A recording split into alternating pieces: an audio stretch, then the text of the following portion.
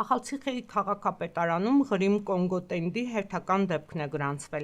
Ասպինձայի մունիցիպալիտետի Ռուսթավի գյուղում 70 տարեկանից ցածր տղամարդու մոտ հաստատվել է Ղրիմ Կոնգո հեմորագիկ տենդը։ Հիվանդը տեղափոխվել է ինֆեկցիոն հիվանդությունների և ՁԻԱՀ-ի ազգային կենտրոն։ Ղրիմ Կոնգոն վիրուսային հեմորագիկ տենդ է, որը հիմնականում փոխանցվում է տզերի միջոցով։ Փոխանցումը հնարավոր է նաև վարակված կենդանիների հյուսվածքների հետ շփման միջոցով։ Այդ կենդանուն մորթելու ընթացքում կամ անմիջապես հետո։ Ղրիմ Կոնգոյի բռնկումը վտանգ է ներկայացնում հանրային առողջապահության ծառայությունների համար, քանի որ վիրուսը կարող է առաջացնել համաճարակներ և ունի մահացության բարձր մակարդակ։ Տզերի խայթոցի միջոցով վիրուսի փոխանցման դեպքում Ղրիմ Կոնգո տենդի ինկուբացիոն շրջանը սովորաբար 1-ից 3 օր է, առավելագույնը 9 օր։ Վարակված այրան կամ հյուսվածքի հետ շփման դեպքում հիվանդության ինկուբացիոն շրջանը սովորաբար կազմում է 5-ից 6 օր, առավելագույնը 13 օր։